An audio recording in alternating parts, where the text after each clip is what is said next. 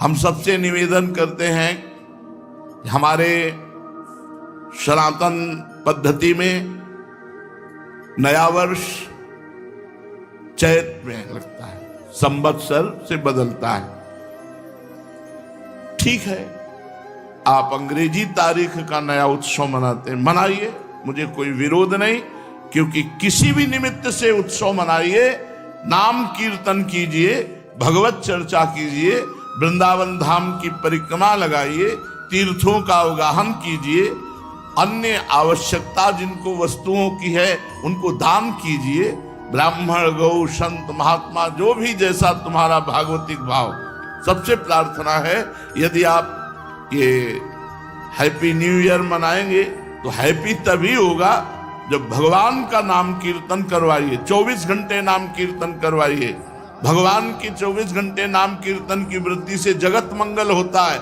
जहां जहां नाम की आवाज जाती है, जिसके कान में पड़ती है उसके पाप नष्ट होते हैं, उसकी पुण्य वृद्धि होती है, उसका मंगल। यह हैप्पी, यह हैप्पी।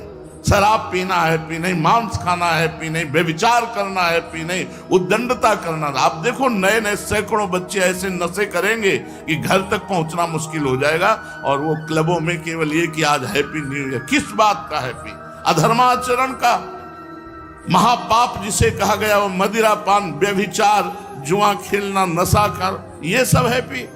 मूर्खता। प्रसन्नता तो भगवान के चरणारविंद का आश्रय लेने से, उनके चिंतन से है।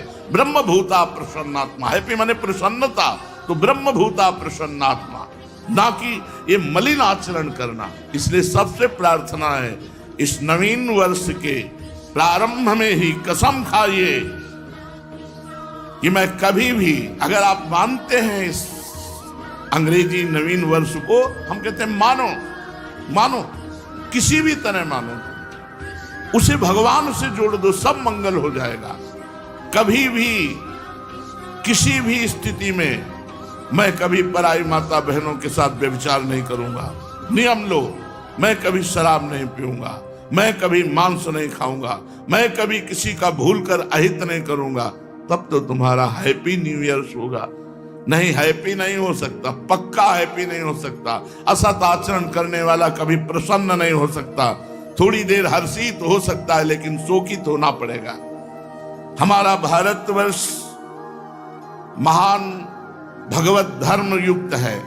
ये अधोगति को जो जा रहा है, नवीन नवीन बच्चे, नवीन नवीन अवस्था की बच्चियां, ये सब अपनी मर्यादाओं को छोड़कर गलत आचरणों की तरफ बढ़ रहे, इसलिए बहुत हानि है। पूज्य बाबा जो शास्त्र के नियमानुसार चलता है, उसकी भागवतिक और लौकिक दोनों उन्नति होती है। ऐसी धूर्तता छाती है कि हैप्पी न्यू ईयर, धूर्तता, उद्दंडता, मलिनता, अपवित्रता, असभ्यता, ये हैप्पी होगा तुम्हारे लिए न्यू ईयर? ये नया साल तुम्हारे लिए आनंद, नया साल आनंद होगा। घी का दीपक जला करके कलश में रखो, नियम लो कि आज से मैं असत आचरण नहीं करूंगा। 24 घंटे नाम कीर्तन करो, सुंदर सुंदर भोग पकवान बनाओ, भगवान को भोग लगाओ, 10-20 भूखे को पवाओ, सर्दी का समय 10-20 कंबल खरीदो, फुटपाथ में जो सो रहे हैं उनको बांटो और कहो हैप्पी न्यू ईयर। माना तुम्हारी हैप्पी न्यू ईयर हो गया। भगवत संबंध से संकल्प करो, आज से कभी असत आचरण नहीं करेंगे, तो ये बात समझ में आएगी। ये मलिनता के आचरण करने वाले कभी हैप्पी रह सकते हैं? आज हैप्पी मना लो, कल डिप्रेशन में जाओगे क्योंकि पाप आचरण कर रहे हो। ये तुम्हें ऐसी जगह ले जाएंगे जहां शोक, चिंता, भय, उद्विग्नता, अशांति, जन्म, मृत्यु, ये सब होगा।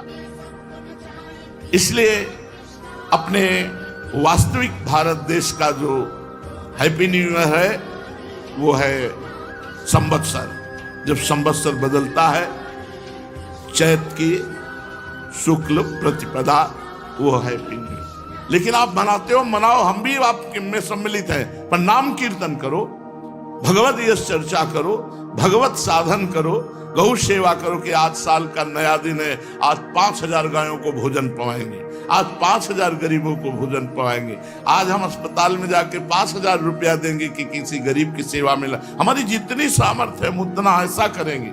ये नहीं कि 50,000 की शराब पी के लड़खड़ाते हुए आ रहे हो कि हैप्पी न्यू ईयर। ये गंदी बात अगर हमारी आवाज कान में पहुंच रही है तो आप वृंदावन में बैठे हो या जहां भी हो, हमारी आवाज का अगर जरा भी आप आदर करते, श्रद्धा करते हैं तो आप कोई भी गलत आचरण नहीं करेंगे। नियम लें। पूज्य बाबा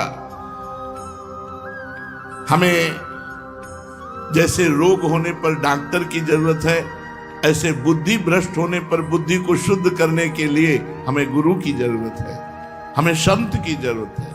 अगर हमारे देश में भगवत प्राप्त महान संत ना हो तो जो पापाचरण हो रहा है ये किसी को भी शांति ना होने दे, किसी को भी चैन से ना रहने दे।